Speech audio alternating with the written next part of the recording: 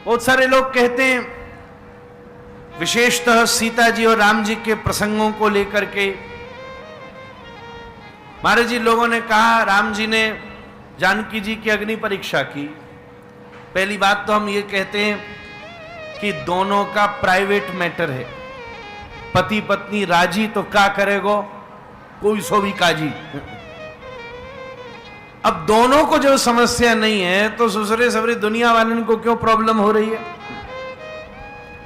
एक और बात है, वाल्मीकि रामायण में स्वयं भगवान श्री राम से अग्निदेव ने यह प्रश्न किया है सरकार, और अग्निदेव से संवाद में राम जी ने इस प्रश्न का निराकरण किया। मुझे सीता जी के चरित्र पर दूर दूर तक कोई शंका नहीं है। अगर मुझे परीक्षा ही लेनी होती तो भरे भीड़ में सबके बीच में लेने की क्या जरूरत है। क्या राम जी को नहीं मालूम क्या भैया बाद में इतने सालों तक लोग जबरदस्ती की उंगली करेंगे, बार बार पूछेंगे। अगर दो जनों के बीच में कोई संदेह जैसी बात आ जाए, पति पत्नी भी नहीं हो, मित्र हो, भाई हो, तो एकांत में बैठकर जरा 5 मिनट मुझे देना, भाई एक बात कहनी है, ये मेरे मन में बात आई है, आप बताओ ऐसा इसमें कुछ है। परीक्षा लेनी होती चुपचाप कमरा में बंद करके एकांत में बिठा के अग्निदेव से कहते जरा परीक्षा ले लो, मेरे मन की शंका दूर हो जाएगी। ऐसा तो राम जी ने नहीं किया, जानबूझ के सबको एकत्रित और किया। आओ आओ देख लो भैया बानरों, देख लो भैया लंका के प्रत्येक देवताओं, प्रकट हो जाओ। स्वयं भगवान श्री राम अग्निदेव को इसका उत्तर दे रहे हैं। सीता जी के महान चरित्र के विषय में तो मैं स्वयं जानता हूं। मैं ये कार्य इसलिए कर रहा हूं कि भविष्य तक कोई बात उठनी भी हो तो मुझ तक उठ जाए, पर जानकी के पवित्र चरित्र पर कोई एक बिंदु मात्र भी आक्षेप नहीं कर। ये तो अग्नि परीक्षा कर चुकी है महाराज, किसी दूसरे के मन में कोई विचार नहीं आ जाए। क्योंकि समाज का रुख देखिए, इसके बाद में भी एक रात्रि बाहर बिताने के बाद एक व्यक्ति कह ही देता है कि भैया मैं राम थोड़ी ना हूं जो स्वीकार कर लूं। This is merely a practical move, a political move. Ram ji राजा हैं इसलिए उनसे राजनीति बिलग नहीं है। हाँ, राम जी कैसे अलग हो जाएगी। लोग कहते हैं कि राम जी को राजनीति कर रहे, भैया जो राजा होगा वही तो राजनीति करेगा। राम जी तो राजनीतियों के भी राजनीतिज्ञ हैं महाराज। ये सबसे बड़ा पॉलिटिकल मूव है सीता के चरित्र को पवित्र दुनिया में स्थापित करने का। कोई पर्सनल ग्रज और प्रॉब्लम नहीं है जो एकांत में किया जाए।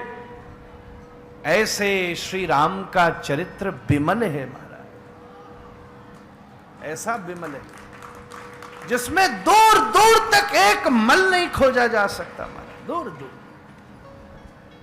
हर चीज के लिए। उनके जैसी पिता के प्रति श्रद्धा, उनके जैसी माता के प्रति श्रद्धा, आहा हा। वाल्मीकि रामायण में वर्णन आता है जब कैकेयी जी ने बुलाया और संकेत किया वन में जाना पड़ेगा, तो सरकार रघुनाथ कैकेयी जी से कहते माता आज तक मैंने तेरे मुंह से भरत का नाम नहीं सुना।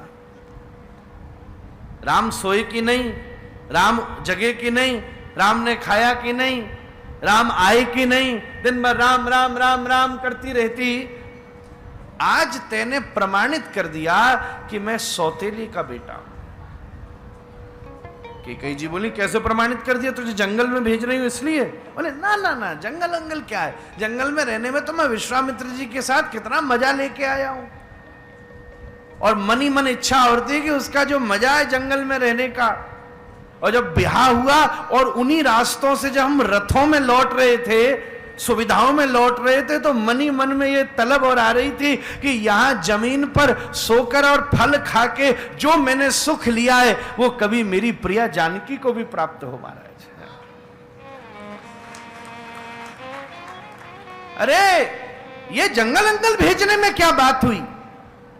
बोले फिर बोले मैया मैं सब स्वीकार कर सकता हूं, अपने पिता को कभी कष्ट में स्वीकार नहीं कर सकता महाराज। फिर बोले तेरे मन में ऐसी इच्छा थी ना, तो चुपचाप मेरे को बुलाती और बुला करके कान में चुपचाप कह देती, ए राम तू तो मेरा बेटा है, तू मुझे जानता है, मैं एक काम करूं, तेरे पिताजी मानेंगे नहीं, भरत को मुझे राज्य गद्दी देनी है, तू एक काम कर चुपचाप अभी तो वन चला जा।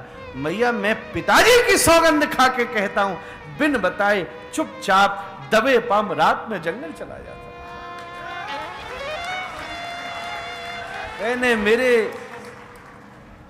पिताजी को कष्ट देकर इतनी बड़ी रचना करने की क्या आवश्यकता थी? मैं तो तेरा सेवक हूं महाराज, तेरा दास हूं।